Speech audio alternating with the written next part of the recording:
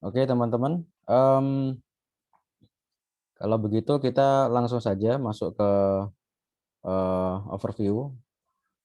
Sorry, ke review ya, review materi minggu kedua ya tentang logical thinking, oke, dan juga problem identification.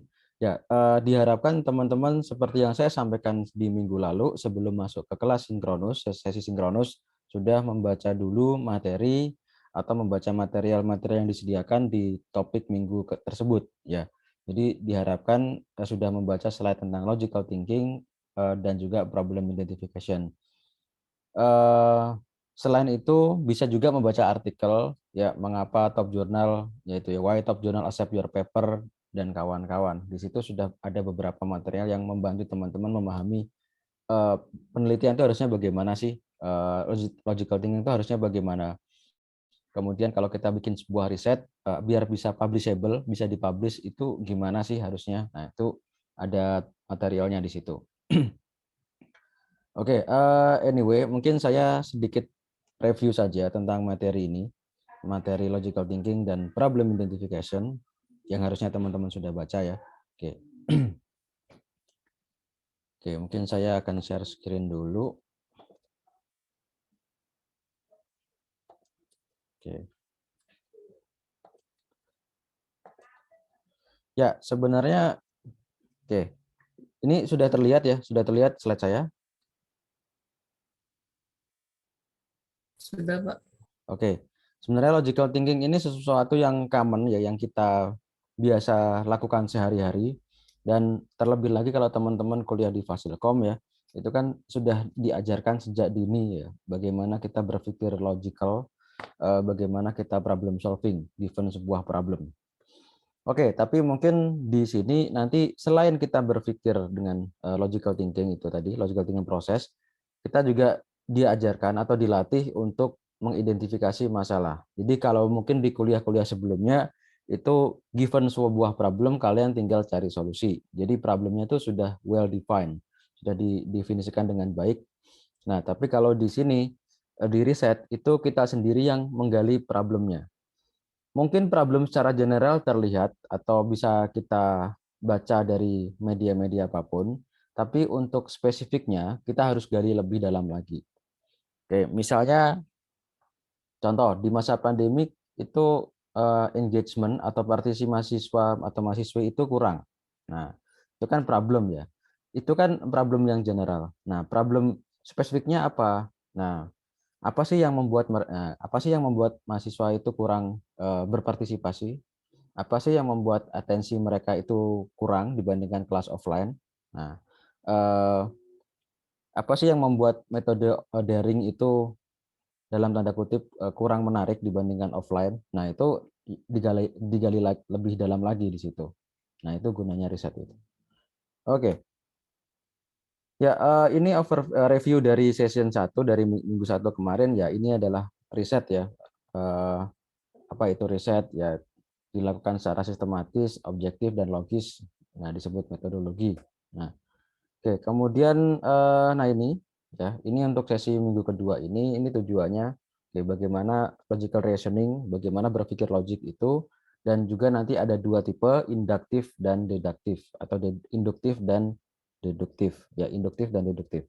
Mungkin teman-teman yang suka film detektif ya, seperti Sherlock Holmes gitu kan, mereka suka menyebut istilah the science of deduction gitu kan, the science of deduction. Oke. Kemudian, nah ini nanti kita akan berlatih menggunakan dua pola pikir ini. Kemudian, nah ini membuat argumen, oke, untuk di state di sebuah paper atau publikasi ilmiah. Kemudian, bagaimana kita menganalisis argumen, oke. Kemudian bagaimana kita menyimpulkan dari premis-premis dari fakta-fakta yang kita kumpulkan agar nanti menjadi kesimpulan yang tepat ya dengan ini logical reasoning. Oke, ya mungkin kita nanti berkenalan dulu dengan istilah-istilah ya. Oke, ini ya, istilahnya trigger question-nya. Bagaimana kita bisa menarik kesimpulan? Kemudian berapa premis yang kita butuhkan? Kemudian informasi apa yang kita butuhkan untuk membangun kesimpulan atau membuat kesimpulan? seberapa valid premis yang kita pakai, kemudian bagaimana cara mengenerate premis. Nah, ini motivasinya. Trigger question, mengapa kita perlu menggunakan logical thinking.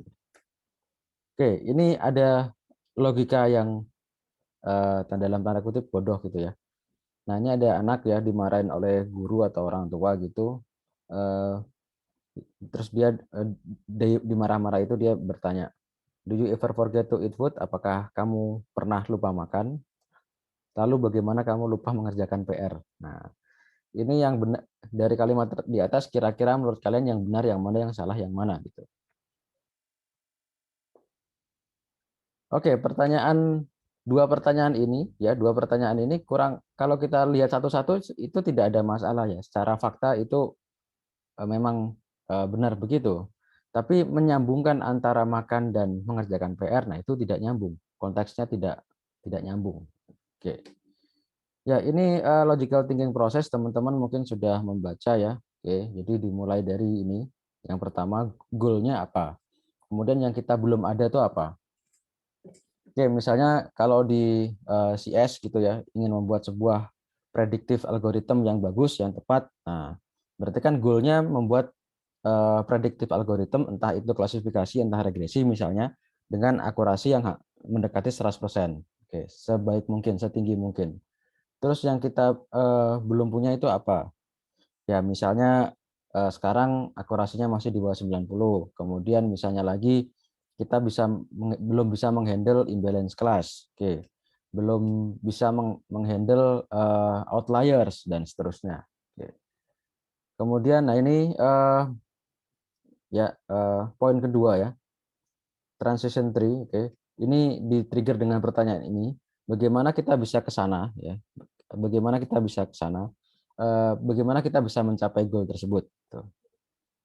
Oke. Nah, ini kita bisa rumuskan beberapa solusi atau kandidat solusi dalam beberapa small steps atau langkah-langkah kecil. Ya, cara untuk menghandle imbalance class dengan misalnya dengan augmentation, dengan menggunakan apa lagi ya? Menggunakan metrik ya, metric learning misalnya dan seterusnya. Oke, apakah itu bekerja? Oke, apa yang kira-kira nanti go wrong ya? Bukannya membaik tapi memburuk dan seterusnya. Oke, nah ini conflict resolution diagram ini 4 ya. Berikutnya, what could be done to resolve the underlying fundamental conflict. Nah, sebenarnya fundamental konfliknya itu apa gitu. Oke, jadi istilahnya kita menggali ke ke fakta yang lebih dalam. Sebenarnya secara fundamental ini masalahnya di mana? Apakah memang dataset tadi ya, kalau di kasus tadi ya, apakah memang datasetnya yang tidak bisa mengcover seluruh sampel atau seluruh population, ataukah memang algoritmanya yang memang tidak bisa mengapproximate dataset tersebut? Oke. Apakah karena terlalu luas ya, sebaran datanya terlalu luas, terlalu melebar, dan seterusnya. Nah, itu mungkin bisa digali lagi seperti itu. Oke, kemudian kenapa kita tidak why don't we have what we need? Jadi mengapa kita belum punya apa yang kita butuhkan? Nah, ini mungkin pertanyaan berikutnya. Jadi mengapa kok kita belum bisa sampai ke sana? Apakah memang karena belum dieksplor, ataukah memang setelah dieksplor hasilnya masih jelek, ataukah karena hal lain? Oke. Nah, ini diagram dari logical thinking process.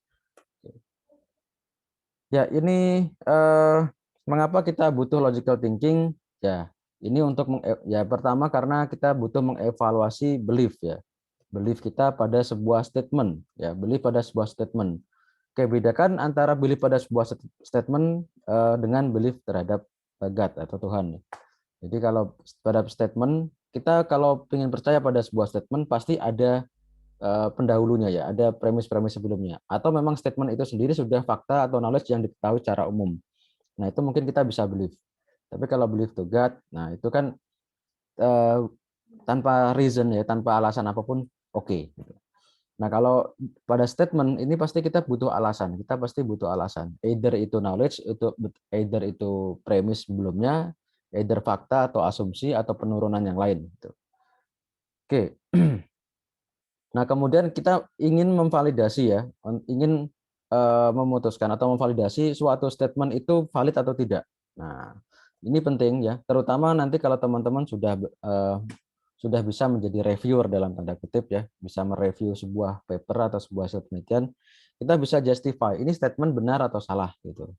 Atau nanti kalau teman-teman menulis sesuatu juga bisa divalidasi sendiri ya, self validation. Ini saya nulis ini tuh benar atau salah. Ini kita bisa validasi sendiri gitu. Kemudian kita bisa gunakan itu untuk menyimpulkan kesimpulan ya dengan logical thinking proses tadi. Jadi setelah melakukan penelitian pasti kan disimpulkan ya untuk menjadi knowledge lalu dipublikasikan. Nah, itu untuk draw conclusion ya, untuk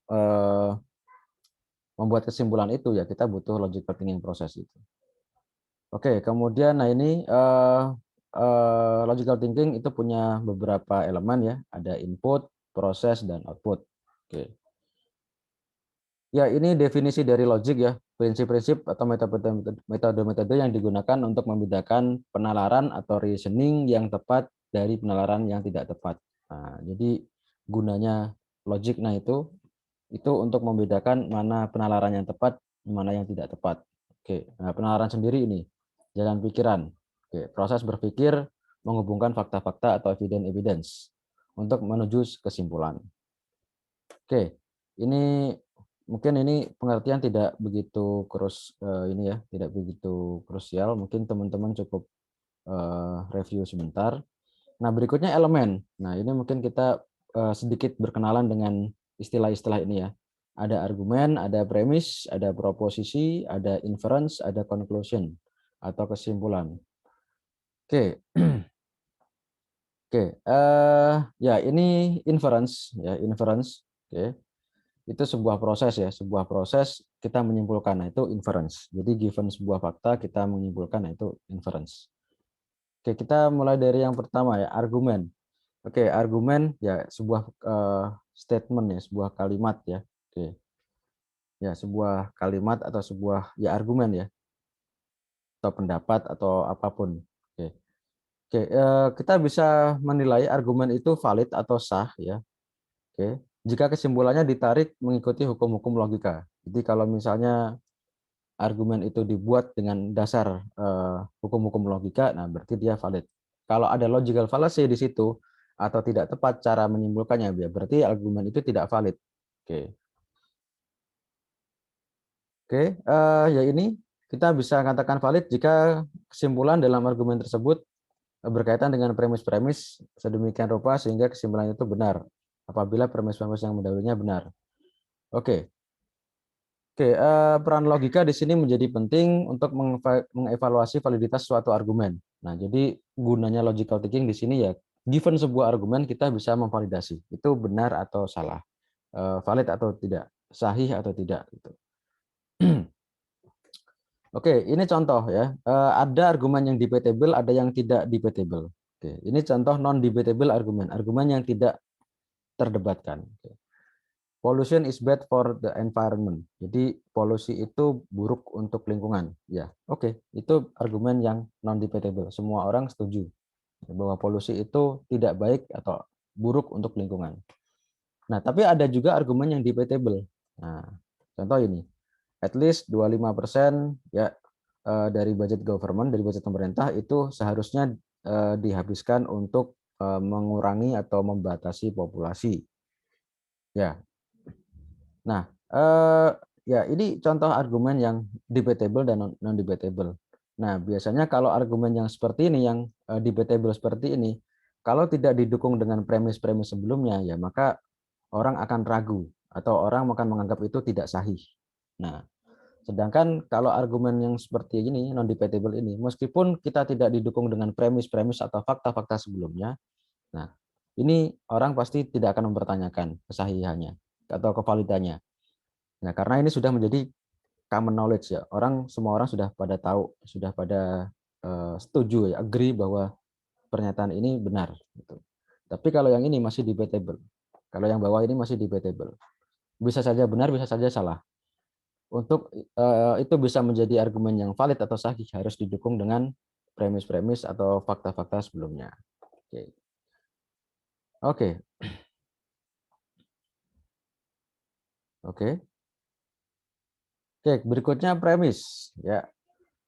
Premis adalah pernyataan yang benar ya, pernyataan yang benar yang kebenarannya sudah kita ketahui sebelumnya berdasarkan atas argumen sebelumnya atau terbukti sendiri, self evident, yang kita percaya sebagai benar walaupun belum terbukti. Ya, pokoknya sebuah premis itu adalah suatu pernyataan atau fakta yang benar gitu ya, yang sudah kita yakini bahwa itu benar. Oke, contoh misalnya pernyataan yang benar ya, setiap makhluk hidup itu bernafas ya. Oke. Kemudian manusia adalah contoh makhluk hidup. Nah, itu contoh premis ya, dua premis yang benar gitu. Ya, bukan dua premis yang benar ya, contoh dua premis yang sudah terbukti kebenarannya. Oke. Oke, premis itu adalah sebuah statement ya, sebuah statement, oke, yang akan digunakan oleh argumen untuk mengklaim atau untuk menginjus kebenarannya ya, atau menjustify di dalam untuk menjustify atau membuat sebuah kesimpulan. Jadi nanti premis-premis itu akan digunakan oleh sebuah argumen untuk membuat sebuah kesimpulan, ya, untuk menjustify kesimpulan. Oke. Oke, atau dengan kata lain premis adalah sebuah asumsi bahwa sesuatu itu benar. Nah, itu kita bisa singkat cerita kita bisa katakan sebagai eh, premis itu sebuah asumsi yang benar gitu ya. Sesuatu yang sudah benar. Oke, ini contoh premis. Oke. Oke, ini contoh premis dan ini ada argumen dan premis ya. Oke.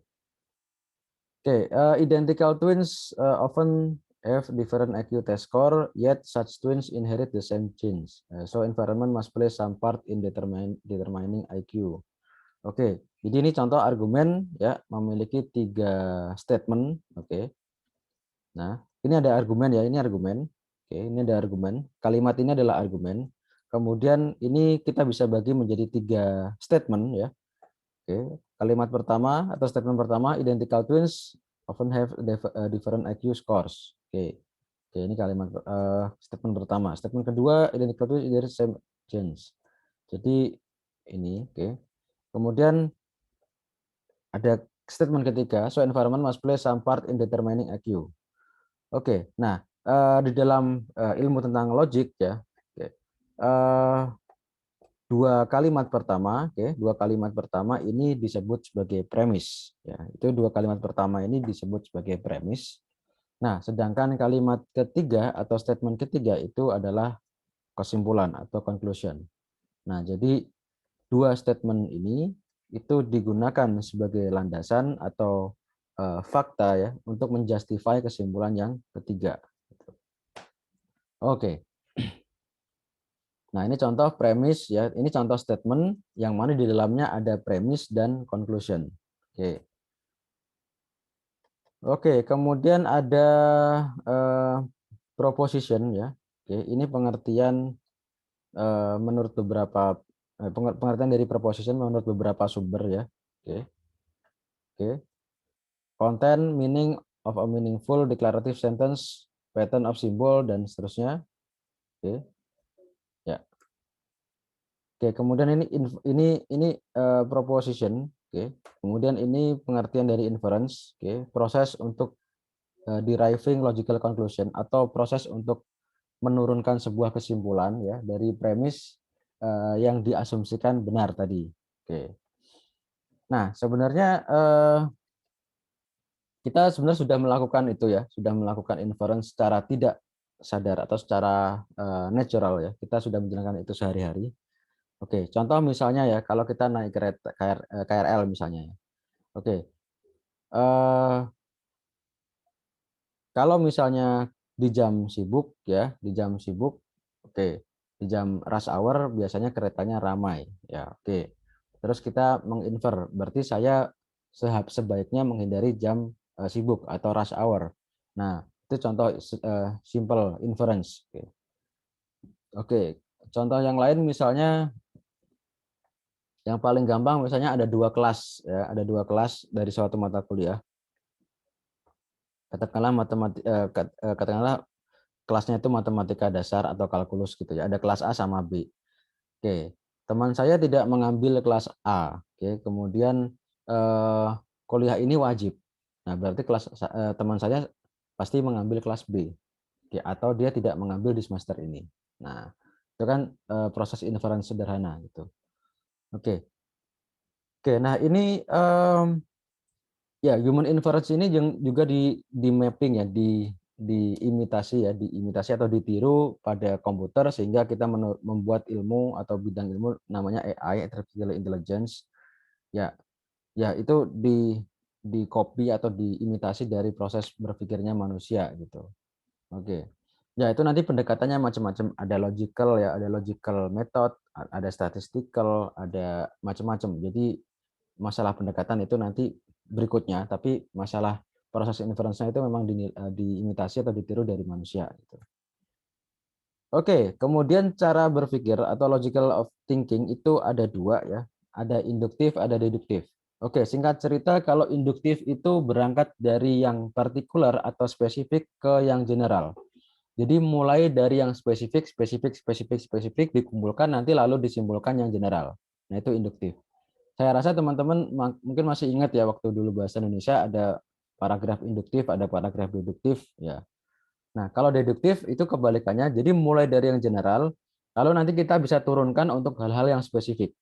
Nah, jadi oke, induktif mulai dari hal yang spesifik, ada hal yang spesifik 1, spesifik 2, 3 dan seterusnya dikumpulkan nanti disimpulkan sesuatu yang general. Nah, jadi dari from particular to general. Nah, singkat cerita begitu. Nah, deduktif itu kebalikannya. Jadi yang general dulu kita punya yang general dulu, lalu dari yang general itu nanti diturunkan untuk yang partikular. Oke, atau yang spesifik gitu. Oke, contoh ini deduktif argumen ya. Oke. Sorry, ini bukan contoh, ini kaidah ya, kaidah. Oke. Oke, untuk deduktif argumen, oke.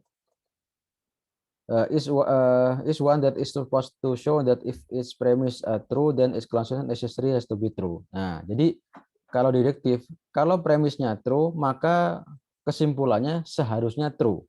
Necessarily true, has to be true. Seharusnya true ya. Jadi kalau premis yang kita punya itu true, maka kesimpulannya seharusnya true. Ya, benar.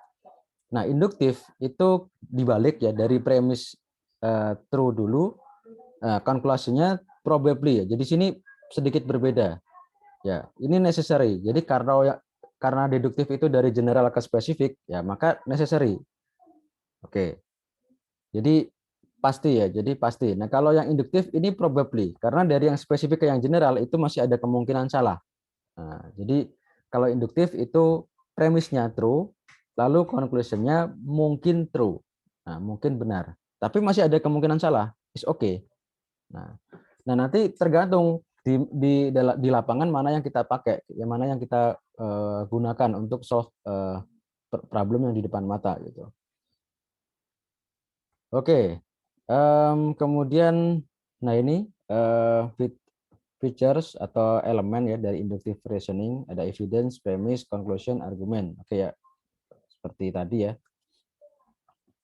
Oke, ya inductive argument consists of premise dan and conclusion. Oke, kemudian premise can be found through observation. Nah, mungkin strukturnya kalau induktif itu gini, first premise, second premise, and premise ya. Jadi kita punya premis-premis yang partikular atau yang spesifik, lalu nanti kita simpulkan conclusion yang sifatnya general.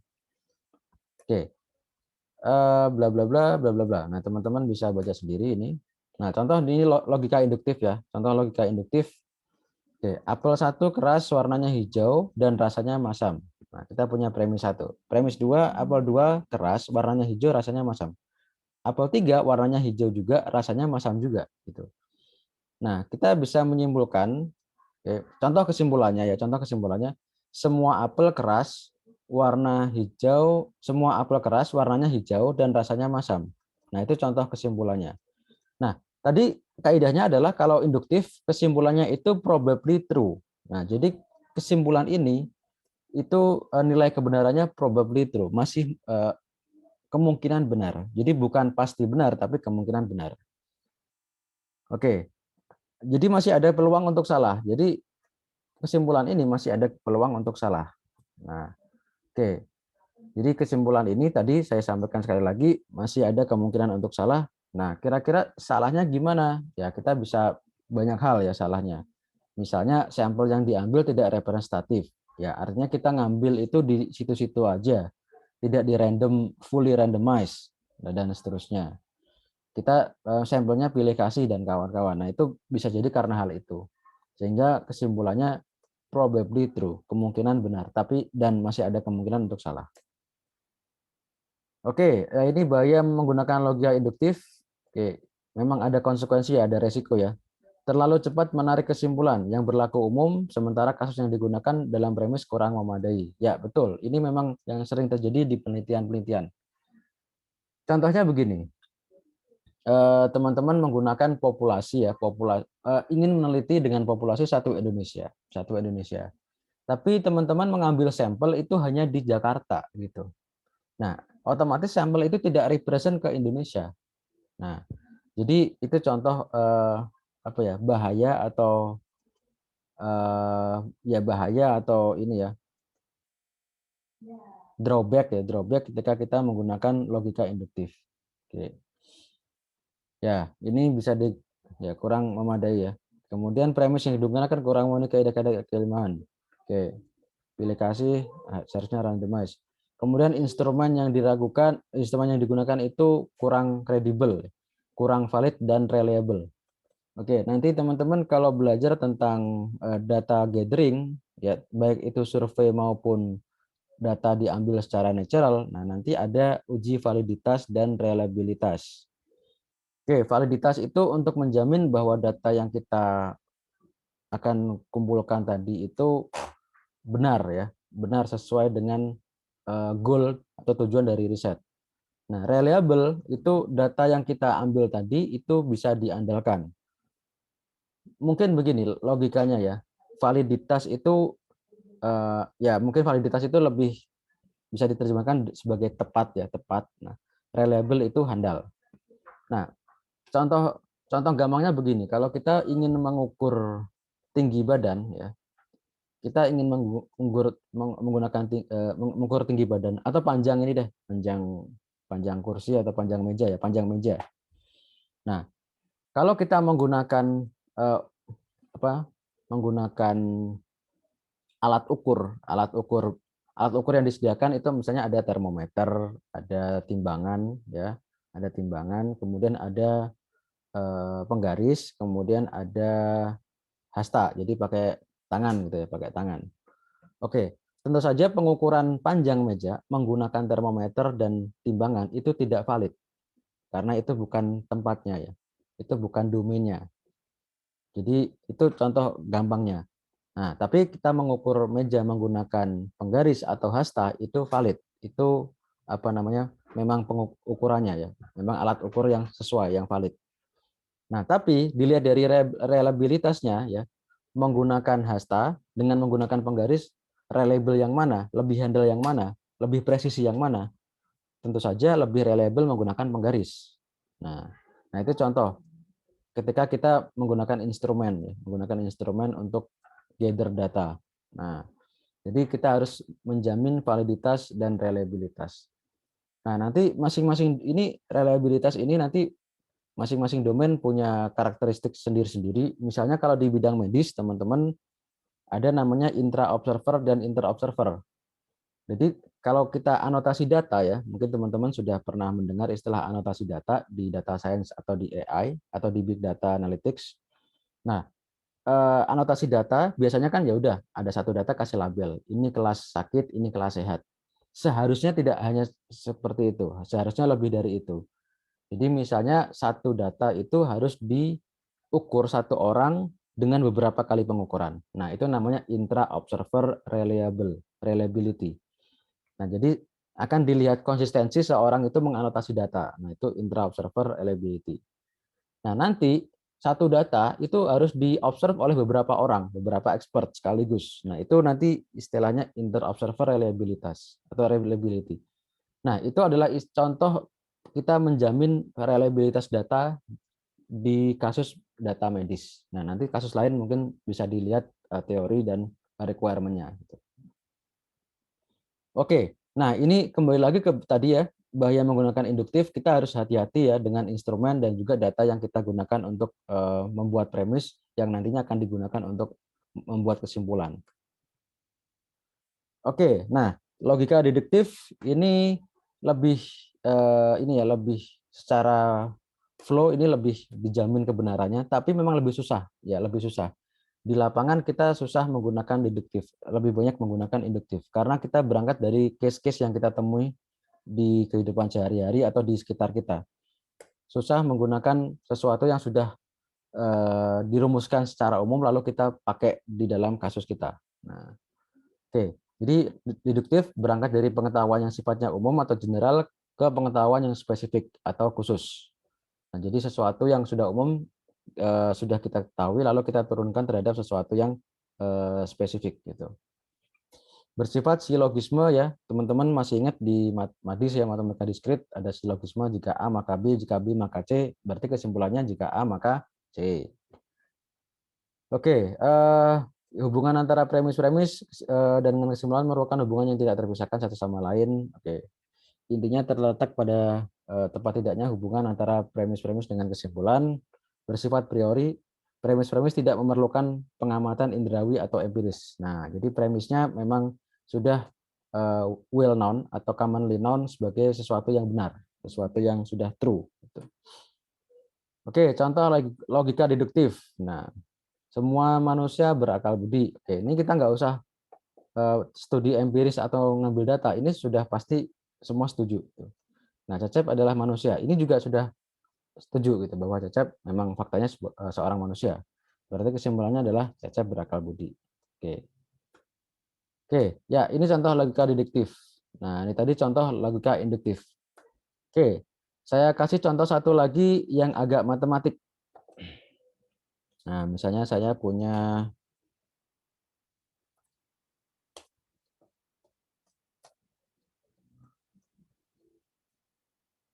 Oke, misalnya saya punya ini notepad saya kelihatan nggak nih? Halo, halo. Terlihat, Pak. Oke. Oke, teman-teman di sini pernah ngambil mata kuliah aljabar linear semua? Pernah ya? Oke. Nah, ini sedikit matematik ya, biar ingat. Oke, contoh misalnya ya, premis 1, ini contoh yang deduktif dulu ya, contoh yang deduktif dulu. Nah, contoh deduktif dulu berarti kan dari general ke spesifik. Nah, contoh premis 1, itu saya punya sebuah vektor V, ya, sebuah vektor V terdiri sebuah himpunan ya, himpunan vektor V berisi V1, V2, V3 dan seterusnya sampai Vn. Oke. Oke. Kemudian itu dia span ya, dia span ruang vektor S. Nah, premis kedua ya, S2 adalah subset S ya, S1 aja, S1 subset S. Oke. Dan S2 itu subset S juga. Oke. Kesimpulan? Kesimpulan?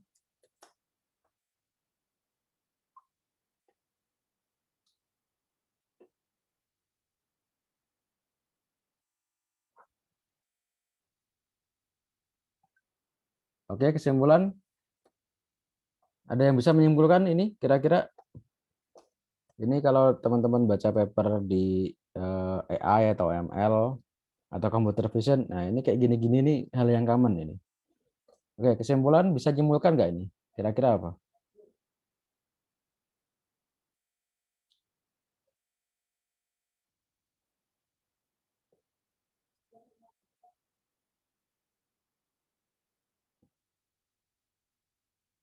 Oke, halo, halo, halo. Ayo, ayo. Kesimpulan, kesimpulan. Sedikit, sedikit mikir. Ya, kesimpulan saya kasih aja ya. Kesimpulan berarti vektor V, ya, himpunan vektor V, berarti kesimpulan himpunan, ya, vektor ini pakai bahasa Indonesia aja ya. Himpunan vektor V, oke, ya, itu berarti dia span ruang vektor S1 dan S2. Nah, jadi memang tidak terlihat, ya, tidak terlihat langsung bisa disimpulkan, harus sedikit mikir gitu ya. Jadi kalau yang superset, ya, ruang yang lebih besar aja dia bisa span, maka ruang yang lebih kecil atau subsetnya maka dia bisa span juga gitu. Oke. Nah, ini contoh deduktif. Nah, contoh induktif. Contoh lain induktif. Contoh induktif. Misalnya saya balik ya. Oke. Ini contoh induktif.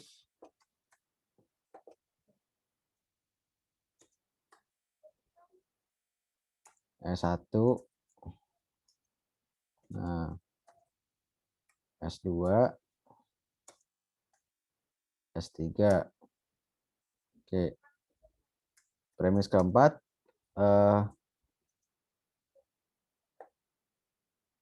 oke. Premis keempat, S1 subset S, S2 subset S, S3 subset S. Oke. Kesimpulan. Oke, ada yang bisa menyimpulkan di sini?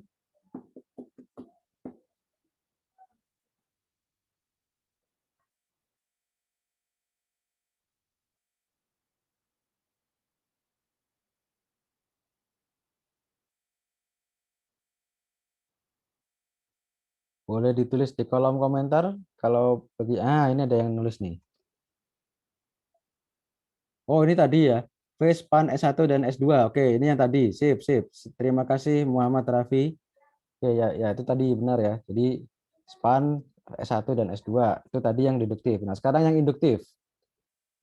Oke, yang induktif. Nah, oke. Nah, ini kalau kesimpulan yang benar, yang nilainya benar, oke, berarti ini kesimpulan yang seharusnya benar. Kalian jangan menulis begini, jangan menulis ruang vektor V, ruang vektor sorry, himpunan vektor V span ruang vektor S, tapi menyimpulkannya harusnya begini. Oke, probably di sini mungkin, nah, mungkin dia span ruang vektor S. Nah, ini yang lebih benar ya. Kalau kalau begini saja ini sedikit diragukan. Tapi kalau di sini, sorry. Tapi kalau dikasih mungkin ya, nah itu berarti kan ada, ya, ini, nah ini sesuai kaidah ini. Mungkin span ruang vektor S karena kita dari partikular, ya, dari spesifik ke yang general itu sifatnya probably, ya, probably atau mungkin. Oke. Nah, ini kalau di dalam riset-riset yang menggunakan matematik seperti linear algebra ini seperti ini common digunakan ya. Jadi biasanya kalau yang logical thinking deduktif ini digunakan untuk menurunkan sebuah learning algorithm, oke. Nah, kalau yang di sini ini dipakai untuk biasanya nanti eh, dipakai untuk menyimpulkan ya, menyimpulkan misalnya ternyata algoritma yang dia propose itu bisa mengcover problem yang dibahas atau yang didiskusikan. Nah, kayak gitu. Oke. Nah, ini contoh yang sedikit menggunakan matematik. Nah, teman-teman nanti kalau misalnya bertemu dengan seperti ini di sebuah paper ya jangan kaget. Ini dan ini biasanya ditulis dalam bentuk paragraf gitu ya. Jadi tidak premis satu, premis dua, nggak gitu. Jadi paragraf aja gitu.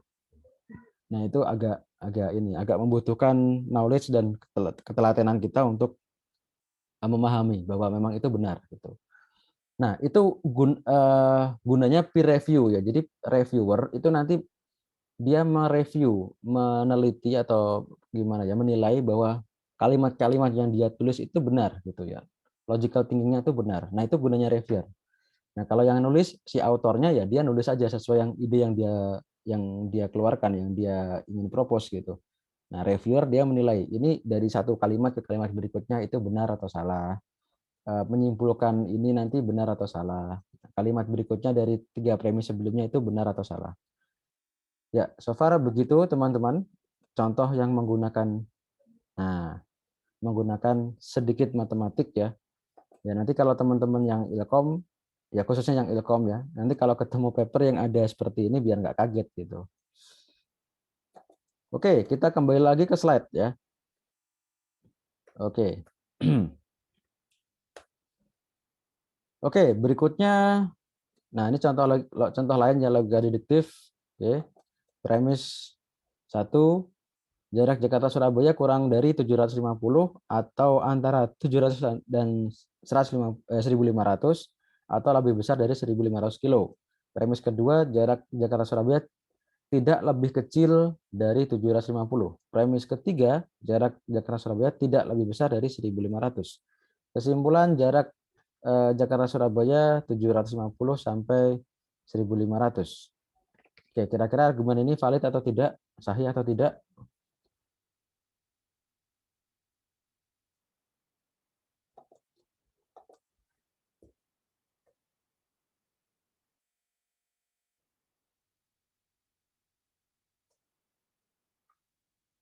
Oke, valid. Menurut Lilis valid. Menurut yang lain?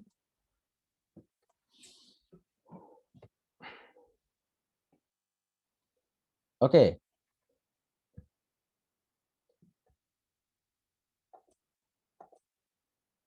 Oke, yang lain nanti bisa memberikan pendapat juga. Oke. Next, logical fallacy. Nah, ini yang mungkin teman-teman sering dengar kalau ada debat itu ya, oh pendapat Anda ini logical fallacy. Nah itu ya. Jadi logiknya itu ada salah di situ ya. Ada kesalahan dalam logical thinking yang diungkapkan. Gitu. Oke, oke. Logical error in scientific writing. Nah, ini apa ya? Sesuatu yang subtle, yang halus, yang kadang orang tidak sadar, bahkan autornya sendiri tidak sadar gitu. Oke. Nah, oke. Oke. Oke, di dalam sebuah argumen yang ada fallacy, conclusion atau kesimpulan itu oke, tidak perlu di-proven, tidak perlu dibuktikan karena itu sudah langsung dianggap tidak valid gitu ya. Jadi argumen yang ada logical fallacy-nya itu tidak perlu kita buktikan kebenarannya, jadi langsung ditolak saja gitu. Oke. Nah, beberapa kategori dari fallacy ya, material fallacies, fallacies of relevance, verbal fallacies. Oke. Nah, ini mungkin yang sering saya temui mungkin yang relevance ya, yang masalah relevance. Jadi orang menyebutkan dua premis tapi konteksnya tidak match. Nah, itu yang biasanya sering digunakan. Oke. Oke. Oke, nah ini masalah material fallacies ya. Oke. Oke. Nah ini contoh ya material fallacies. Oke. Stealing is a crime. Jadi mencuri itu adalah kriminal. Nah, oke. Nah, di dalam permainan baseball itu ada stealing, ada merebut bola ya, ada mencuri bola. Nah, berarti baseball itu criminal activity. Nah, itu contoh material fallacy. Oke. Oke, kemudian fallacies of relevance. Nah, ini masalah relation atau hubungan antara premis-premis dan juga conclusion. Ya, contoh misalnya orang menggunakan emotion, ya menggunakan emosi eh, untuk membuktikan sesuatu itu benar.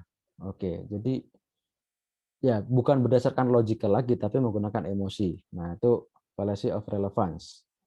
Oke, kemudian ya biasanya mungkin kalau istilah-istilah yang yang fallacies of relevance ini mungkin it must be said atau it must be wrong to do something. Nah, itu kan apa ya? Kelihatannya itu fakta, tapi sebenarnya itu pendapat pribadi, subjektif dari authors gitu. Oke. Tapi kalau misalnya based on survei bahwa ini adalah hal yang buruk, nah itu kan bahwa sebagian besar orang berpendapat ini adalah hal yang buruk, itu kan based on data. Itu kan tidak berdasarkan subjective emotion. Nah, oke. Oke, kemudian verbal fallacies itu menggunakan kata-kata yang improper atau ambigu. Nah, sehingga ininya invalid, sehingga premis atau statementnya itu invalid. Oke. Oke, ya itu kurang lebih ada 3 jenis fallacy ya. Oke. Nah, mungkin contoh fallacy yang sering kita temui sehari-hari ya. Oke. Oke. Misalnya premis pertama ya, premis pertama, mahasiswa Fasilkom belajar tentang komputer. Oke, itu benar ya.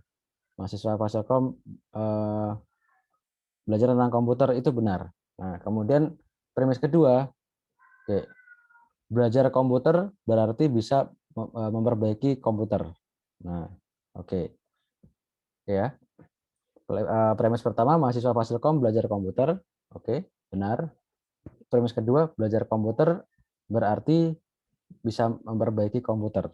Nah, ini mulai ada yang salah nih di premis kedua. Sehingga kesimpulannya juga salah. Kesimpulannya semua mahasiswa Fasilkom bisa memperbaiki komputer. Nah, itu kan apa ya? Eh, ada fallacy di situ ya, ada fallacy di situ bahwa bahwa itu disebabkan oleh premis kedua yang tidak pas gitu ya, yang secara material tadi tidak pas gitu. Bahwa belajar tentang komputer itu berarti bisa memperbaiki komputer. Nah, itu ada fallacy di situ. Sehingga kesimpulannya pun tidak tidak perlu kita uji lagi, itu sudah pasti unacceptable, nggak bisa diterima gitu. Oke, sampai sini dulu teman-teman, ada pertanyaan? Oke, ini teman-teman nanti silahkan ya exercise bisa untuk membuat sebuah argumen. Oke, contoh inductive reasoning yang gampang aja. Tapi kalau mau yang pakai matematik is okay. Mungkin teman-teman ada yang sudah terbiasa baca paper, itu lebih bagus. Nah, jadi kalau yang pakai matematik itu berarti biasanya premisnya itu lebih ini, lebih apa namanya, lebih lebih terpercaya gitu ya.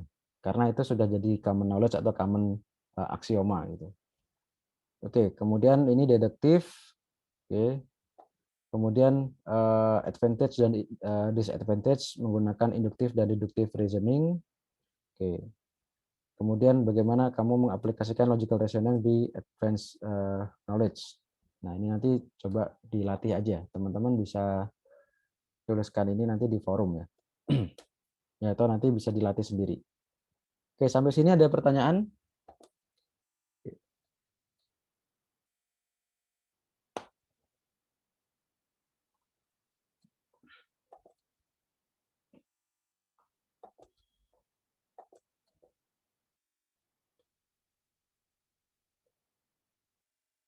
Oke,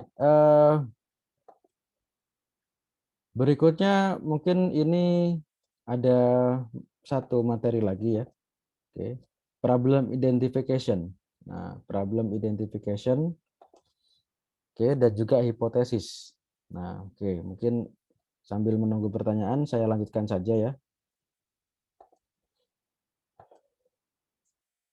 Oke, ada pepatah atau mungkin quotes ya, bukan pepatah ya, quotes dari teman-teman yang sudah sering riset. Menemukan masalah itu gampang, tapi menemukan the real problem, menemukan masalah utamanya itu yang susah gitu. Menemukan masalah itu is a piece of cake, jadi gampang lah. Tapi kalau menemukan the real problem, nah itu susah. Gitu. Oke, makanya di sini problem identification itu penting ya, dan juga hipotesis. Ketika kita memberikan praduga atau memberikan dugaan awal sesuatu yang kita propose. Gitu. Oke, general problem ya, kemudian specific problem, kemudian hipotesis atau research questions, kemudian determine research objective. Oke. Mungkin teman-teman kalau melihat paper di top jurnal atau conference mungkin tidak sekompleks ini ya, harus nanti ada hipotesis, ada enggak sekompleks ini atau enggak sekomplit ini. Tapi kalau untuk riset untuk suatu problem tertentu ini penting gitu ya. Nah, kalau di computer science utamanya itu memang kebanyakan problem itu sudah well defined. Jadi perlombaannya itu atau contribution dari papernya itu lebih ke arah metodologi, ke arah metode ya. Propose method itu bisa overcome atau outperform previous method. Jadi bisa mengalahkan atau superior kepada previous method. Paling cuma di situ. Nah, sehingga hal-hal seperti ini, seperti hipotesis, kemudian apa namanya nanti ada hipotesis testing. Nah itu mungkin kurang bisa ditemui di paper-paper di computer science, khususnya di AI atau ML gitu. Oke, ya ini ya penelitian biasanya dilakukan untuk menjawab pertanyaan yang belum dapat dijawab, baik dari seorang peneliti sebelumnya atau permasalahan pesan yang muncul sehari-hari atau opportunity atau kesempatan dari sebuah krisis atau kesulitan gitu ya. Oke, nah ini ya untuk melihat dengan jelas tujuan dan sasaran penelitian maka dilakukan identifikasi masalah. Oke, menemukan masalah yang sebenarnya masalah gitu. Oke, dalam memilih masalah penelitian kita perlu mempertimbangkan beberapa hal, visibility ya, antara lain ketersediaan waktu, waktunya cukup apa enggak untuk dilakukan penelitian dalam span waktu itu. Kemudian biaya, punya enggak resource biaya untuk melakukan itu. Contoh kita harus mengambil survei 1.000 orang, yang mana setiap orang kita ya normally kita biasanya ngasih insentif 10.000. Ada enggak biaya segitu gitu. Oke. Kemudian kemampuan peneliti maupun kontribusi yang akan diberikan oleh penelitian terhadap pengembangan ilmu. Nah, ini kontribusi ini yang biasanya jadi pertanyaan utama dalam sebuah paper. Ya, biasanya ada 3 poin utama kalau kita publish sebuah research paper. Yang pertama contribution, yang kedua adalah novelty, kemudian originality. Oke. Apa itu kontribusi, originality, dan novelty? Ya, next time kita bisa bahas. Oke, ya, sebuah hasil riset seyogyanya atau sebaiknya dipublikasikan. Oke, publikasi itu bisa dalam bentuk artikel ilmiah, ya, bisa berupa laporan penelitian atau research report atau technical report. Bisa juga artikel ilmiah yang biasanya dalam bentuk jurnal atau proceeding. Proceeding itu buku dari conference ya. Kalau kita melakukan meeting conference itu nanti paper-paper yang disubmit di situ akan dirangkum dalam sebuah buku yang namanya proceeding. Nah, atau magazine, oke, atau yang lain. Oke. Tapi yang umum ya ini ya, jurnal, proceeding, dan kawan-kawan. Oke, nah ini publikasi harus memenuhi kaidah-kaidah penulisan ilmiah, kemudian hasil penelitian merupakan bahan pengembangan untuk penelitian selanjutnya. Jadi memang riset itu sesuatu yang step by step, sistematik, yang memang bisa dikatakan slow ya. Jadi tahap, tapi akan naik terus. Jadi yang sudah di-solve di penelitian sebelumnya tidak perlu diulang. Kita cukup solve yang belum di-solve ya. Jadi problem yang masih jadi challenge gitu. Oke, ini contoh ya. Oke, pertumbuhan publikasi ilmiah di Indonesia. Ya, ini makanya orang Indonesia dikatakan malas menulis ya. Oke.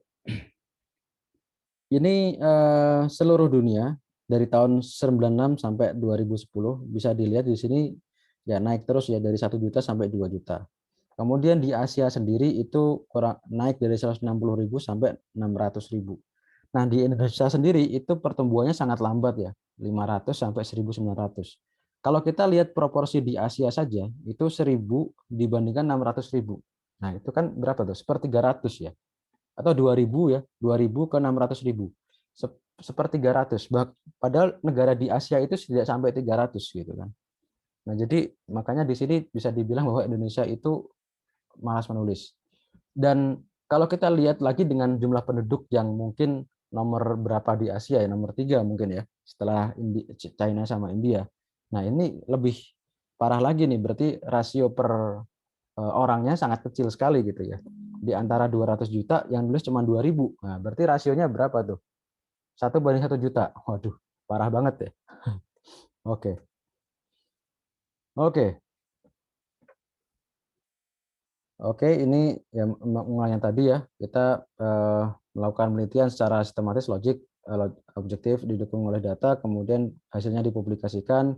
Penelitian dan penulisan harus mengikuti alur logika ya, logical thinking tadi, kemudian kita bisa menggunakan deduktif dan induktif. Oke, kemudian problem identification. Nah, di sini kita mengidentifikasi problem ya. Nah, nanti gunanya kita bisa mencari ide, isu, dan juga opportunity. Oke, kita bisa mengambil dari beberapa source, di antaranya artikel ya. Kita bisa melihat dari artikel sebelumnya. Kemudian scientific discussion ya, diskusi saintifik, misalnya FGD, focus group discussion. Ini sekarang lagi sering ya, terkait dengan apalagi di waktu pandemi ini kan kebanyakan aktivitas online. Nah, itu orang banyak melakukan FGD. Nah, itu akhirnya banyak diskusi online. Nah, muncullah banyak isu masalah ini itu, kemudian ada ide ini itu, ada opportunity ini itu, dan seterusnya. Kemudian pengalaman. Nah, ini mungkin orang yang bergelut di bidangnya. Mungkin orang-orang yang di nah, mungkin contoh masalah gampang, masalah tentang map ya, masalah tentang map. Indonesia itu kan punya beberapa lembaga yang menggunakan map, contohnya Badan Pertanahan ya, BPN ya, Badan Pertanahan Negara BPN. Kemudian ada BIG, Badan Informasi Spasial. Kemudian ada Bapenda, Badan Pendapatan Daerah yang pajak ya, pajak bumi bangunan. Nah, itu kan jadi ada beberapa lembaga yang menggunakan map ya, menggunakan map untuk keperluan tata ruang. Tapi ternyata mapnya satu dengan yang lain itu tidak sama. Jadi mapnya BIG dengan mapnya BPN dengan mapnya Bapenda itu beda-beda gitu. Nah, gimana kalau masing-masing instansi mapnya beda? Terus acuannya yang mana? Jadi kalau nanti dijadikan overlay gitu ya, jadikan overlay, nah nanti mapnya itu geser gitu ya, nggak fully match gitu, bergeser. Nggak usah memperhatikan bentuk bangunan dan tata ruang 3 dimensinya dulu deh. Untuk 2 dimensinya dulu aja ketika di overlay itu nggak match. Nah, itu masalah gitu ya. Oke, itu contoh kalau dari experience orang yang bekerja di lapangan. Oke. Contoh yang lain misalnya ini pendeteksian plat nomor otomatis di jalan tol. Nah, kalau di pintu tol gitu kan mobil difoto lalu dikenali platnya ya, nomor platnya secara otomatis. Nah, ternyata permasalahannya orang Indonesia itu nomor platnya beda-beda, nggak standar. Ya, ada yang mesin sendiri dengan tulisan lebih kecil, ada yang tulisannya itu fontnya beda, ada yang tulisannya itu tidak jelas, warnanya tidak putih. Ya. Nah, itu kan jadi masalah. Gitu. Oke. Oke, itu contoh dari experience juga. Kalau dari riset artikel ini gampang, biasanya kita mengikuti common challenge. Nah, nanti saya kasih contoh common challenge yang ada di topik-topik AI atau ML atau computer vision. Nah, kebetulan untuk 3 topik itu, 3 area itu common challenge-nya itu sudah sangat well defined. Jadi peneliti-peneliti itu tinggal mendevelop algoritma serobas mungkin, seefektif mungkin, dan seefisien mungkin. Jadi nggak perlu repot-repot mencari problemnya, tinggal tinggal kasih solusi yang lebih bagus dari existing methods gitu. Oke, kemudian ini kita bisa melatih ya bagaimana kita melihat masalah dan juga mencari alternatif solusi. Oke, nah ini kita lalu setelah kita punya ide, nah itu kita tulis secepat mungkin. Oke, tapi juga waspada ya, waspada bahwa yang kita pikirkan nanti ternyata not researchable. Jadi bukan sesuatu yang bisa di-riset gitu ya. Oke. Ya, jadi ada ini ya, ada sesuatu problem yang bisa di-riset, ada yang tidak gitu ya. Jadi yang sudah jelas solusinya itu tidak perlu di-riset. Contohnya di sini, misalnya gini. Oke, contoh satu fenomena yang sama, tapi ada satu area yang bisa diriset, ada yang tidak. Contohnya begini, kita membutuhkan absensi digital, ya, karena sekarang absensinya manual gitu ya, manual pakai tulis tangan. Kita butuh absensi digital. Oke, nah berarti kan itu kita tidak perlu lagi mempertanyakan apakah kita butuh absensi digital atau tidak. Nah itu berarti tidak perlu ditanyakan. Tapi kalau ada pertanyaan begini, metode absensi digital apakah yang paling efektif dan efisien? Nah, itu berarti researchable. Nah, jadi satu fenomena, tapi ada kalimat atau statement yang researchable, ada yang enggak. Oke. Jadi pertanyaan, apakah kita butuh absensi digital atau tidak, itu not researchable. Itu sudah pasti. Ya, sudah. Jawabannya sudah obvious, yes. Tapi absensi digital apa yang kita, model absensi digital apakah yang yang harus kita gunakan, yang paling efektif dan efisien, nah itu researchable, itu butuh diteliti gitu. Oke, nah ini makanya kita bisa mencari atau menilai bahwa itu researchable atau tidak dengan menggunakan literatur review atau mengkaji bahan ilmiah yang sebelumnya sudah dipublikasikan, tulisan-tulisan apapun, atau kita bisa konsultasi ke expert. Gitu. Oke, oke, no problem, no research, agree or disagree. Ya, betul. In the end of the day, research itu untuk solve the problem. Kalau nggak ada problem, nggak perlu riset gitu ya. Oke, even ada problem pun kadang tidak perlu di riset gitu, karena jawabannya sudah obvious, tinggal solusinya. Gitu. Oke, model problem formulation ini kita mulai dari identifikasi dari masalahnya itu sendiri, research problem sendiri. Oke, kemudian kita identifikasi skopnya. Oke, kemudian kita identifikasi research question, kemudian baru kita develop menjadi research objektif. Oke. Nah, di sini kita mungkin nanti bisa membuat ya sebuah hipotesis, baik itu statistical atau statement. Bedanya apa? Yang satu ini statistical, ya menggunakan statistik, akan diuji dengan statistik untuk kebenarannya, accept dan tidaknya akan diuji dengan statistical, yang satunya tidak. Nah, ini bersifat kualitatif. Oke, nah ini kurang lebih pertanyaan pemicu atau trigger question yang kita bisa gunakan di masing-masing step ya. Di tahap pertama di identifikasi research problem kita bisa gunakan ini. Oke. Apakah ada problem encounter so far? Oke, apakah impact dari problem tersebut? Oke, siapa yang terlibat pada problem tersebut? Dalam problem tersebut? Oke. Oke, kemudian scope research. Oke. Eh, seberapa jauh problem tersebut mengganggu aktivitas yang lain gitu ya. Kemudian given sebuah constraint, apakah scope tersebut manageable? Apakah kalau kita batasi scope-nya itu, kita kasih sebuah constraint, apakah scope-nya itu bisa kita manage? Gitu. Kemudian ini di mengidentifikasi research question, faktor-faktor apa saja yang membuat yang mengakibatkan problem tersebut? Apakah faktor tersebut interrelated? Apakah saling berkaitan gitu ya? Oke. Kemudian sampai sejauh mana faktor tersebut mempengaruhi performance? Oke. Oke, berikutnya ketika kita mengidentifikasi riset objektif atau tujuan riset ya, apakah ada impact yang signifikan ya, impact yang signifikan dari problem yang akan di-solve. Jadi kalau saya solve problemnya itu impact-nya seberapa besar gitu. Oke. Kemudian apa benefit dari riset tersebut? Nah, oke. Ya, mungkin ini secara general begini ya. Ini memang framework-nya seperti ini, tapi teman-teman nanti tidak usah kaget kalau di dalam sebuah paper itu riset question-nya tidak sampai seperti ini. Jadi tujuannya dia sudah jelas gitu ya, ingin membuat sebuah model algoritma untuk ini dengan higher performance dibandingkan metode sebelumnya. Itu sebuah paper seperti itu tuh sangat common dan itu sering saya jumpai di top conference atau jurnal. Tapi kalau kita bicara tentang riset secara whole ya, secara komprehensif ya seperti ini framework-nya. Oke, ini hipotesis ya. Teman-teman sudah tahu ya hipotesis sebuah dugaan ya, sebuah dugaan. Oke, ini ada dua jenis, ada hypothetical statement, oke, ada statistical hypothesis. Oke, yang pertama, yang statement ini tidak menggunakan statistical. Nah, yang statistical tentu saja menggunakan statistik. Oke. Nah, ini yang pertama, ya. Ini contoh-contohnya. Apakah IT dapat meningkatkan kinerja perusahaan? Seberapa efisien suatu algoritma dapat menyelesaikan suatu masalah? Oke. Dan ini biasanya menggunakan kualitatif.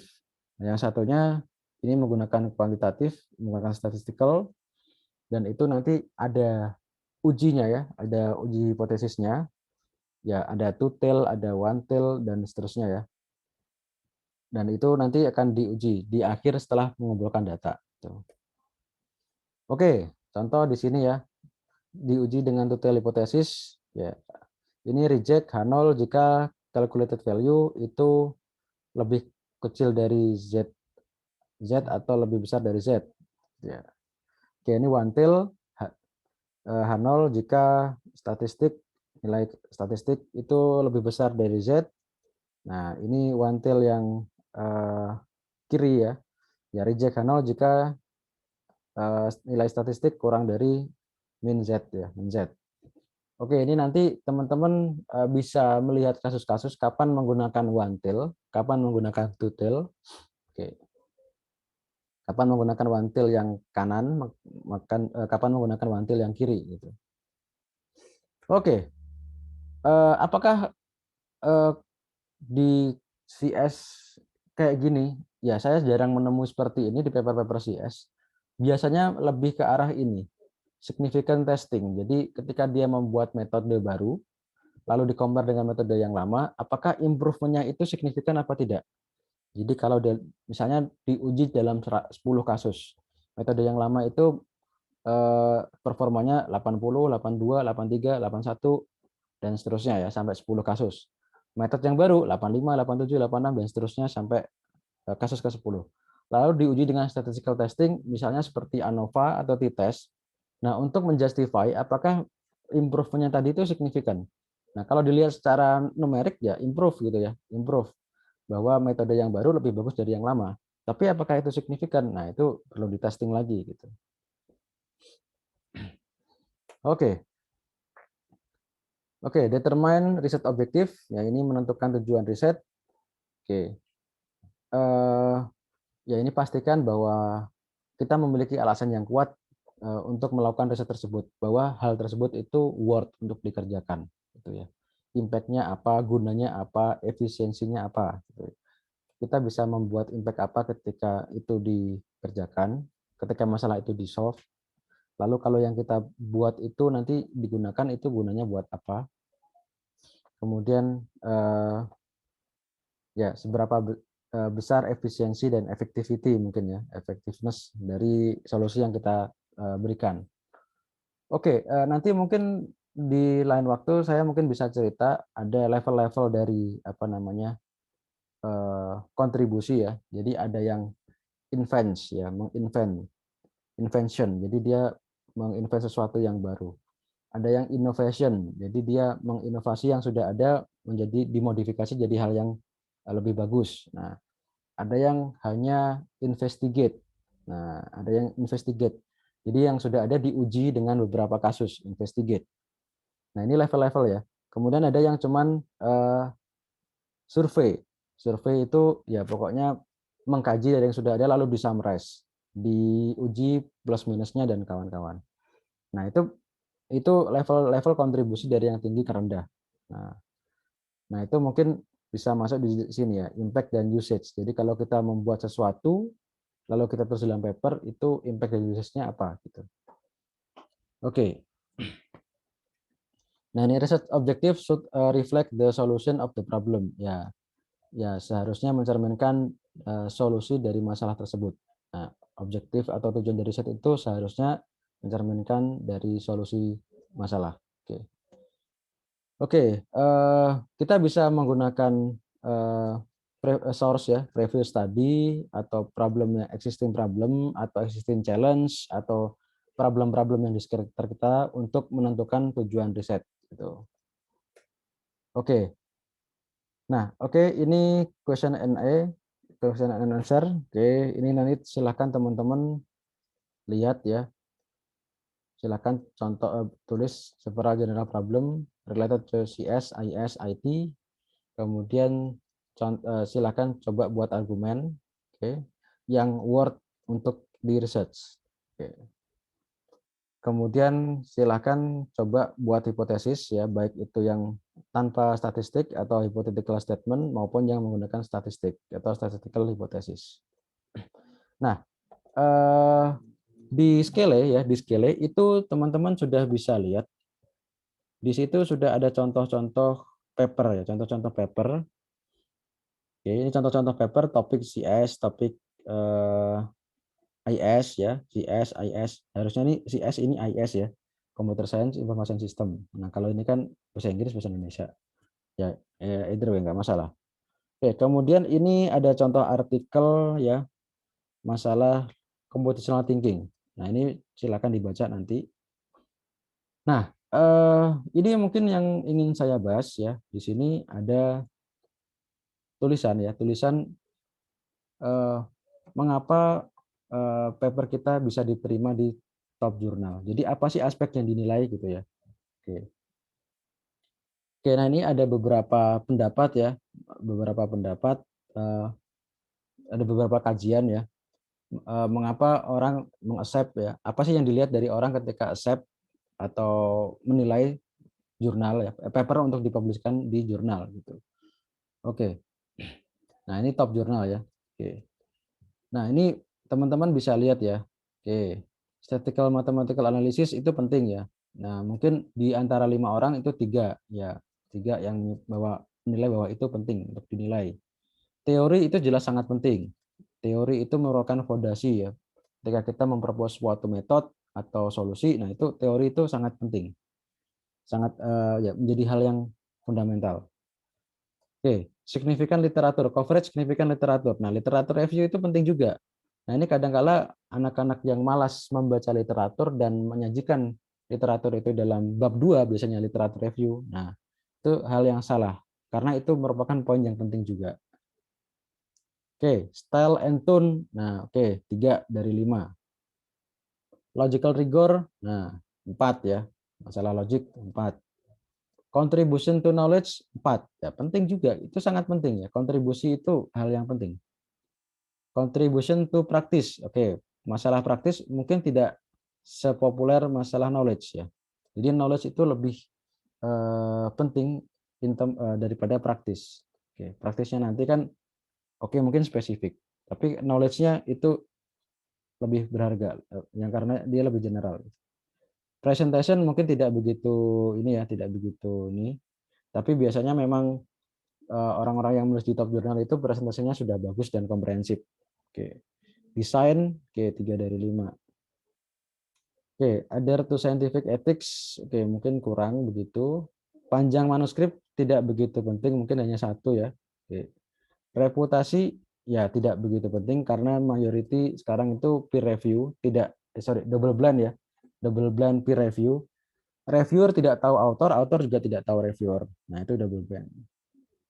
Replicability of research ini mungkin dulu tidak penting, tapi sekarang sangat penting. Bahkan sekarang kalau teman-teman submit di top jurnal dan conference, khususnya di AI, ML maupun computer vision, itu replicability atau reproducibility itu sangat penting. Diminta untuk submit code ya, kemudian how to run, kemudian logs eksperimennya juga disuruh memberikan submit ya dalam bentuk supplementary documents gitu. Suggestion for future research. Nah, ini insight untuk ke depan. Jadi setelah kita riset di current problem, dapat kesimpulan, next gimana? Nah, itu penting juga gitu. Topic selection penting juga, itu sangat penting. Paling penting ya, 5 dari 5. Oke. Oke, nah itu mungkin apa namanya, teman-teman bisa membaca detailnya ya. Tapi in summary ya tadi bahwa ini hal-hal yang penting ketika kita mempublish sebuah hasil penelitian di top jurnal.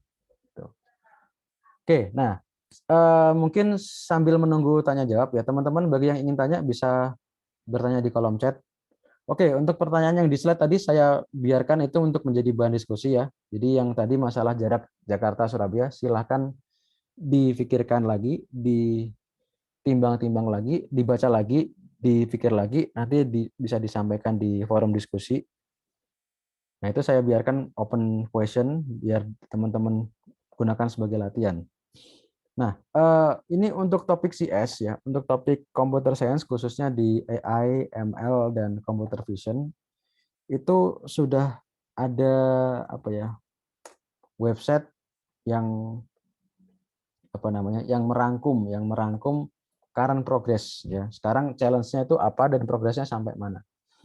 Nah, di sini ya, computer vision, NLP, medical informatics atau biomedical informatics, metodologi ini yang general machine learning. Nah, ini juga, nah jadi problem-problem yang umum itu sudah ada ya summary-nya seperti ini, sehingga nanti orang kalau ingin main di problem itu sudah bisa melihat sekarang progresnya sudah sampai mana, yang masih open problem itu yang mana. Contoh di sini computer vision ya, computer vision. Ini ada semantic segmentation dan kawan-kawan. Mungkin ini saya lihat aja ya di sini. Nah, semantic segmentation, image classification, object detection, dan kawan-kawan. Nah, semantic segmentation sendiri punya sub problem ya, sub problem nanti medical image segmentation, tumor segmentation, phenotype, 3D segmentation. Nah, mungkin di sini semantic segmentation yang general. Nah, itu sekarang progresnya sampai mana sih? Nah, kita biasanya di sini sudah ada benchmark dataset ya, benchmark dataset yang itu menjadi tolok ukur bersama bahwa ketika sebuah metode itu diaplikasikan ke dataset ini, dia dapat performa seberapa besar. Nah, contoh di sini ada beberapa benchmark dataset, ada Cityscape, GAD, Pascal, dan kawan-kawan, kita lihat di sini. Nah, oke, di sini ada leaderboardnya, misalnya untuk Cityscape ya, Cityscape Semantic Segmentation Challenge itu sekarang sudah sampai OCR ya, main IOU, main IOU. Kalau teman-teman pengen tahu, ini intersection of union, sebuah matriks pengukuran di semantic segmentation, itu sekarang sudah sampai, nah ini 84%. Nah, di sini kita bisa melihat progres dari tahun ke tahun ya. Ini 2015 sampai sekarang. Oke, ya. Nah, ini awalnya 63% gitu ya. Kemudian orang mengembangkan metodenya lagi jadi 71, 73, 80 dan seterusnya sampai sekarang 84. Nah, enaknya lagi di sini itu sudah ada papernya. Jadi papernya sudah ada dan kita biasanya ada code-nya. Jadi kalau kita ingin compare dengan metode lain pun kita bisa lihat code-nya gitu ya. Jadi kita juga bisa mengembangkan dari existing method. Nah, jadi misalnya teman-teman dari efisien PS dikembangkan lagi. Nah, itu bisa dari code yang ada di sini. Code yang ada di sini mana nih? Efisien PS ya. Oke, ini nanti tinggal dikembangkan lagi gitu. Jadi untuk topik-topik CV, computer vision, AI, ML, NLP itu memang sekarang untuk reproducibility-nya sudah sangat tinggi. Jadi kita bisa apa ya? Bisa mereproduce existing research dan juga kita bisa compare dengan yang sudah ada. Nah, konsekuensinya juga makin sulit karena sekarang pertandingannya atau perlombaannya lebih global ya, lebih umum, lebih general. Semua orang bisa bekerja di satu problem ini dan saling berlomba gitu. Dan harus di open untuk source dan juga hasilnya gitu. Oke. Oke, mungkin teman-teman bisa melihat kalau pengen lihat papernya nanti bisa juga ini ya, contoh HRNet V2 ya. Oke, ini nah ini dipublish di ECCV 2020. Nah, enaknya lagi kalau topik CV, ML sama NLP mungkin sudah ada top conference yang jadi langganan ya. Jadi kita mungkin search untuk papernya itu di conference-conference itu saja gitu, tidak perlu melebar ke banyak conference. Oke. Oke. Nah, ini papernya teman-teman bisa lihat ya. Oke. Ya. Oke,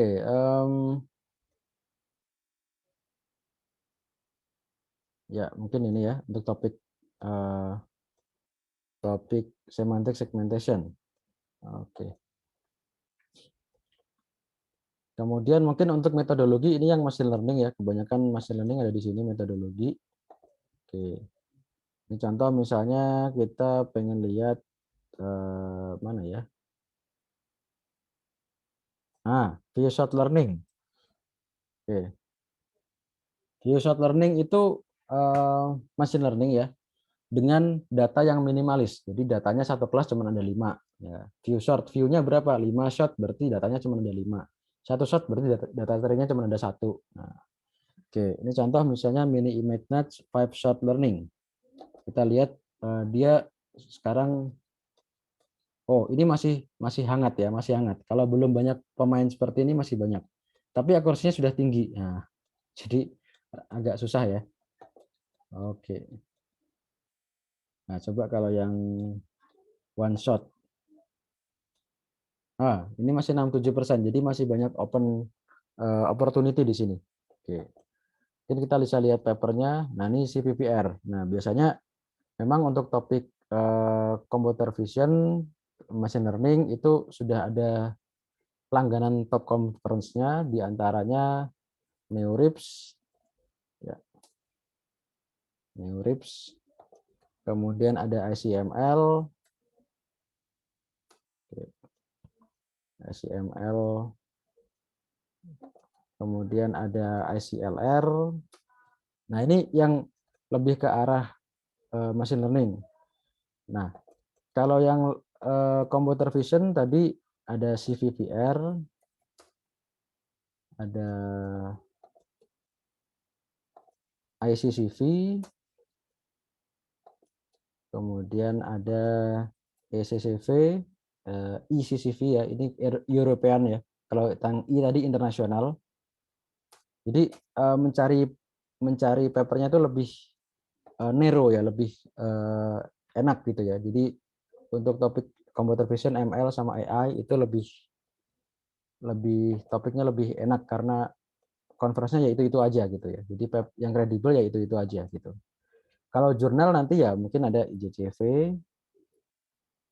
oke, IJCV ini dipublish oleh Springer, oke. Kemudian ada TPAMI, IEEE, oke, Transaction of Pattern Analysis Machine Intelligence, oke. Kemudian ada misalnya JMLR, ini Journal Machine Learning Research. Ya, so far untuk topik teman-teman yang tertarik di topik ini ya lebih enak nyarinya di sini-sini aja, berputar-putar di sini aja. Yang lain mungkin secondary atau tertiary ya, yang primary ada di sini semua gitu. Dan juga dengan bantuan ini tadi ya, dengan bantuan Papers with Code tadi ini sudah dirangkum. Jadi eh, sekarang progresnya sudah sampai mana gitu ya. Oke, sebentar. Oke. Nah, mungkin ini teman-teman sekedar informasi, kalau topik IS Information System saya kurang tahu sudah ada seperti ininya belum gitu.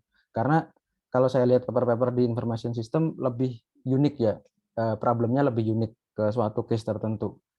Nah, kalau di CS ini lebih general karena ya semantic segmentation ya mau data dari Indonesia, mau data dari Eropa ya sama-sama aja gitu ya. Nah, kalau yang di IS lebih spesifik ke suatu tempat gitu ya. Misalnya behavior orang Indonesia dengan behavior orang di Eropa sama di US itu beda gitu. Jadi eh, lebih spesifik gitu. Oke, mungkin teman-teman ini ada pertanyaan dulu.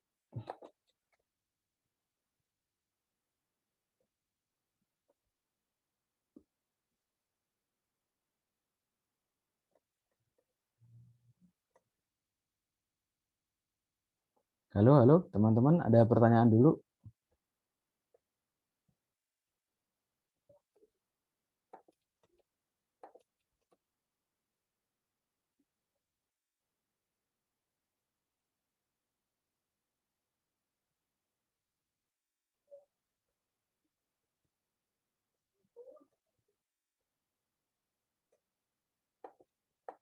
Halo, halo.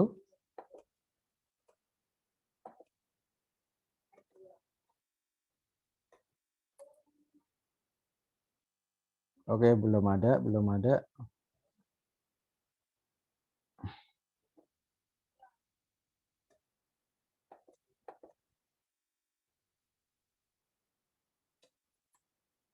Oke, mungkin kalau tidak ada, saya sedikit mau sambil menunjukkan sesuatu ya. Bagaimana orang mengadres sebuah problem ya pada sebuah paper. Jadi bagaimana orang menyebut mengadres sebuah problem pada sebuah paper dan eh, men-state ya, dia menyatakan objektif dari papernya dia. Oke, mungkin saya kasih contoh aja, mungkin paper ini aja. Eh, view short, nah ini aja. Nah, ini dari CVPR, yang kredibel ya.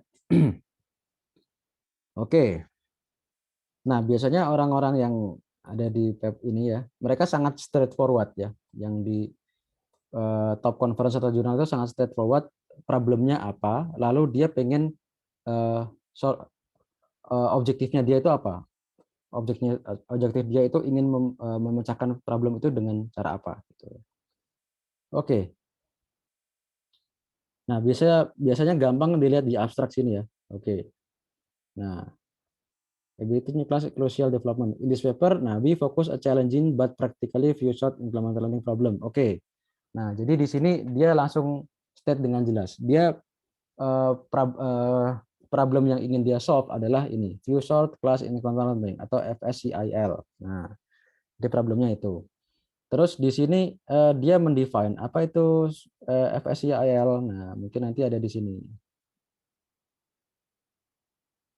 Nah, ini ya. Few short class implemental learning itu apa? Ini nanti dia define secara formal ya, secara formal ada notasi-notasi matematiknya gitu. Oke. Terus objektif dia itu apa? Mungkin teman-teman bisa lihat di sini gampang. Biasanya mereka langsung state dengan sangat jelas. Our main contribution. Nah, ini kontribusi atau objektif dia itu. Oke. Recognize importance of ViewSat plus learning and define a problem setting. Oke. Compare the popularity studied class environmental learning.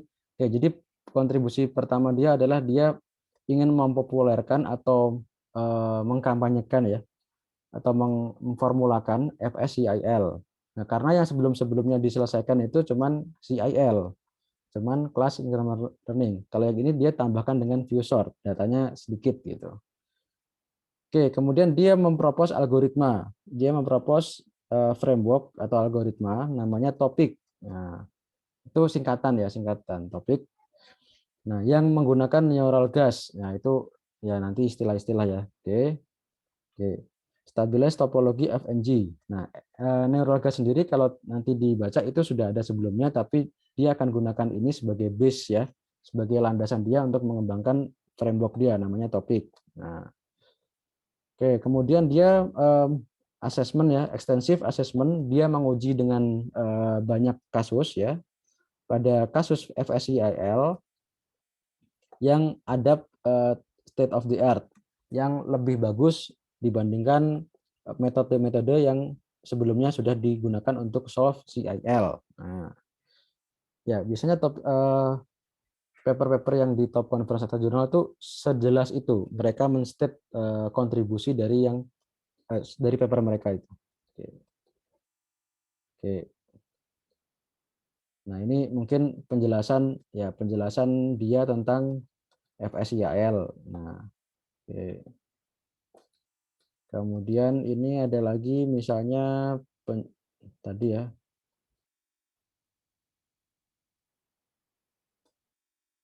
Oke. Oke, ini algoritma-algoritma yang dia propose ya. Oke. Oke, ini kemudian nomor 4 ini hasil eksperimennya ya. Eksperimennya dikomparasi dengan metode-metode sebelumnya.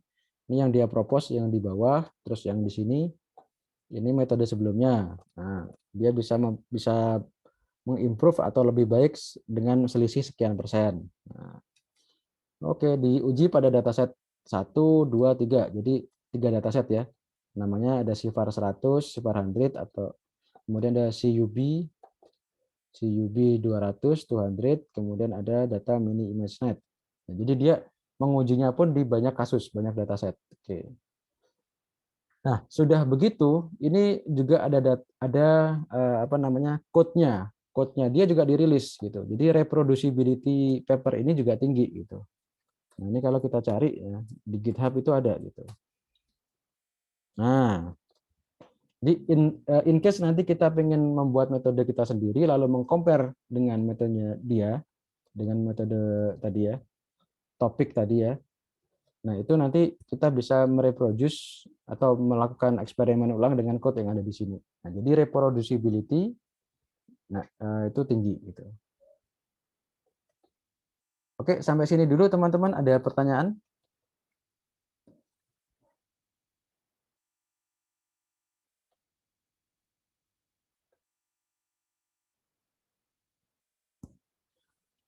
Oke, kalau tidak ada, mungkin kita cukupkan dulu untuk sesi sinkronus hari ini ya.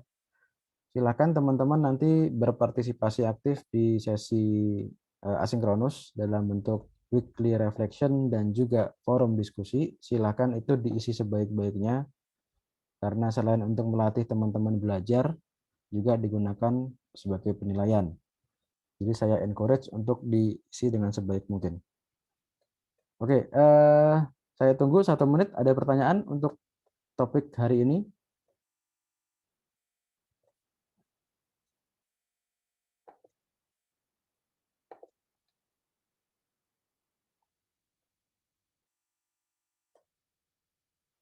Oke, jika tidak ada, mungkin saya cukupkan dulu ya. Terima kasih pada teman-teman semua. Sebentar, saya stop record.